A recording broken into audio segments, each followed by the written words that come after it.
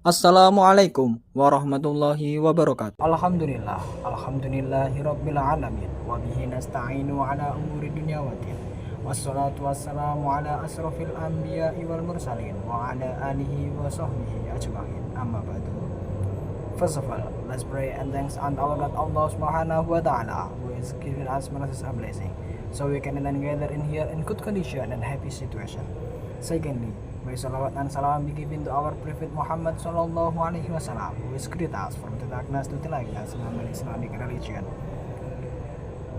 I want to say thank you very much because in this video I want to tell you about the material, about the title, perkembangan Islam masa Bani Umayyah. Baiklah hadirin semuanya, perlu kita ketahui bersama bahwasanya Islam pernah berada pada masa dinasti Bani Umayyah. Lalu bagaimana munculnya atau berdirinya dinasti Bani Umayyah dan seperti apa jalannya pemerintahannya serta bagaimana dan mengapa dinasti Bani Umayyah bisa runtuh. Langsung saja dengan pembahasan yang pertama, yaitu tentang awal mula berdirinya dinasti Bani Umayyah. Kita ketahui bersama bahwasannya sebelum dinasti Umayyah berkuasa, yaitu ada dinasti Khulafaur Rasyidin, yaitu para sahabat-sahabat Nabi. Dinasti Bani Umayyah ini berdiri ketika pemerintahan Ali bin Abi Thalib, yaitu Khulafaur Rasyidin yang terakhir. Muawiyah bin Abi Sufyan selaku pemimpin mereka mempunyai tujuan mendirikan dinasti Bani Umayyah dengan dasar ketidakpuasan terhadap pemerintahan Ali bin Abi Thalib yang tidak mengusut perkara kematian Utsman bin Affan. Adanya problematika persaingan internal antara umat Islam sehingga terjadilah perang antara kedua belah pihak, yaitu dinamakan dengan perang Siffin, perang antara Bani Umayyah dengan kelompok Ali bin Abi Thalib. Dan pada akhirnya perang tersebut diakhiri dengan adanya perundingan. Di dalam perundingan tersebut mereka mencetuskan suatu kesepakatan, namun pihak Ali bin Abi Thalib merasa dicurangi karena kelompok Muawiyah bin Abi Sufyan di dalam menyampaikan hasil kesepakatan tidak sesuai dengan apa yang diperjanjikannya. Namun karena sudah disampaikan di muka umum, maka kesepakatan apa yang sudah disampaikan itu diilhami atau diyakini oleh pengikut-pengikutnya. Maka dari itu kelompok Muawiyah bin Abi Sufyan berhasil merampas dan mengambil kekuasaan dari Ali bin Abi Thalib. Selanjutnya beralih kepada masa kejayaan, masa-masa pemerintahan daripada dinasti Bani Umayyah. Dinasti Bani Umayyah ini mereka melakukan berbagai bentuk reformasi atau perubahan-perubahan. Yang pertama dalam hal proses pengangkatan, mereka menggunakan sistem monarki atau turun-temurun. Mereka menggunakan sistem yang mana hanya satu orang saja yang berkuasa, yaitu seorang raja atau seorang khalifah. Seorang khalifah mempunyai kebijakan menunjuk putra mahkota atau wali al-ahad sebagai penerus sebelum wafat dan turun tahta. Seorang putra mahkota ini disumpah setia oleh para pembesar, oleh pejabat dan masyarakat sebagai pengakuan kedudukannya. Lalu di masa Muawiyah bin Abi Sufyan, di masa dinasti Bani Umayyah ini, mereka hanya dibatasi oleh kalangan-kalangan keluarga saja. Maka di dalam mengangkat suatu khalifah, mereka menciptakan suatu dinasti yang namanya dinasti keluarga dan dinasti keluarga berkuasa. Yang selanjutnya yaitu berkenaan dengan bagaimana sih model pemerintahannya. Perlu kita ketahui bersama bahwasanya di masa Khalifah Muawiyah bin Abi Sufyan atau dinasti Bani Umayyah ini, dia menerapkan model pemerintahan yang cenderung otoriter yang menjauhi prinsip-prinsip demokrasi. Yang kedua, dia menggunakan sistem monarki absolut yang hanya satu orang saja yang mempunyai kekuasaan tertinggi. Yang kedua yaitu mempunyai kepemimpinan yang diwariskan kepada keturunannya.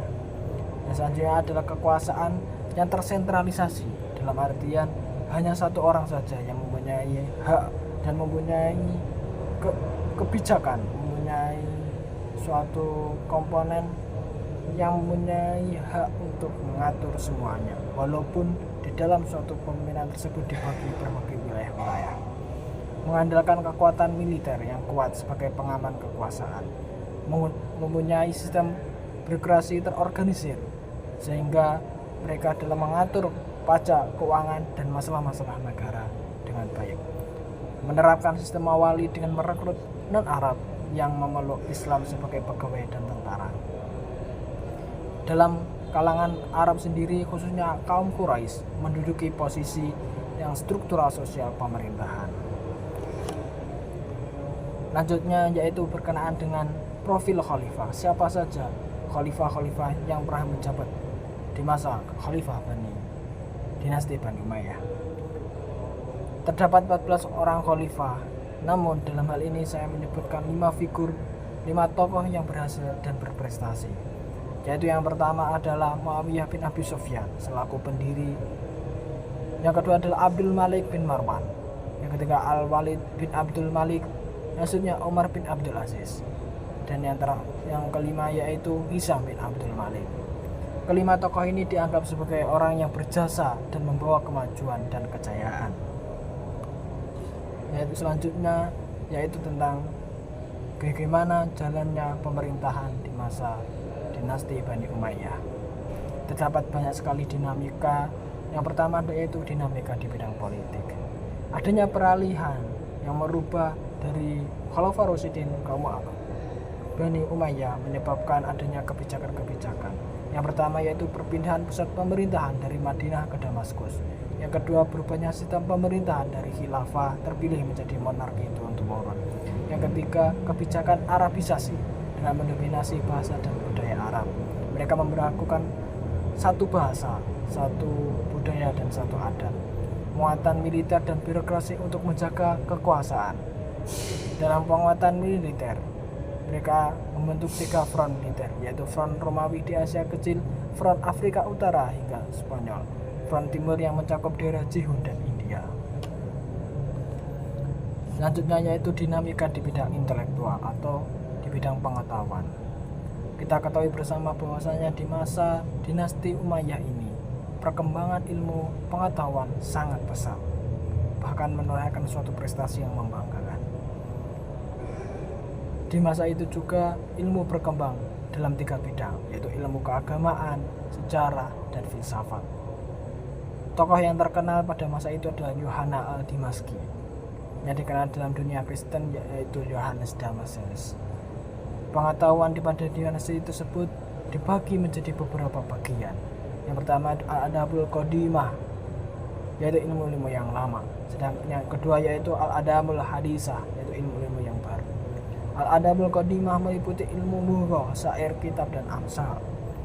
Sedangkan yang Adabul Hadisah atau ilmu-ilmu yang baru, mereka membagi lagi berbagai jenis. Ada yang Al-Ulumul Islamiyah atau ilmu Al-Quran, hadis, dan lain-lain. Yang kedua itu Al-Ulumul Dakhiliyah, ilmu-ilmu yang diperlukan oleh kemajuan Islam, meliputi ilmu keduniawian seperti ilmu tib, filsafat, ilmu matematika, ilmu fisika, kimia, dan ilmu eksakta lain-lainnya.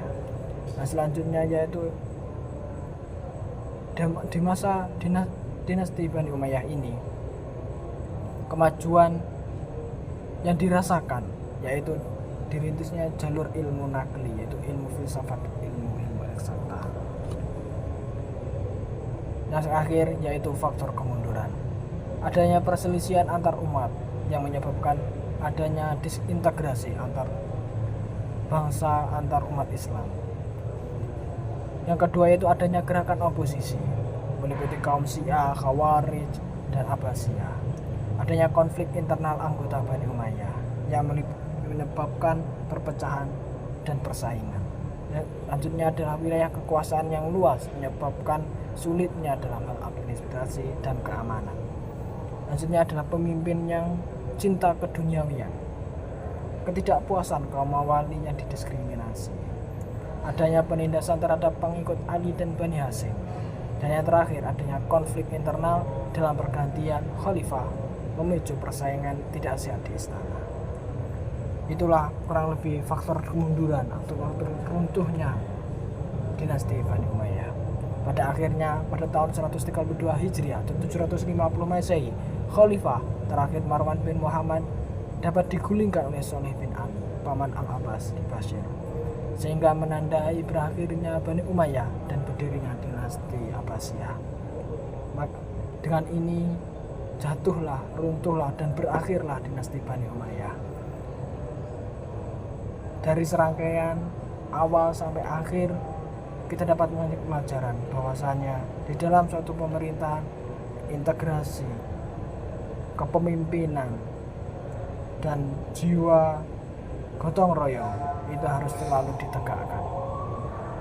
Dari saya Muhammad Fitani Febriansyah, apabila ada kurang lebihnya mohon maaf. Thank you for attention. Syukran ala ihtimamikum. Assalamualaikum warahmatullahi wabarakatuh.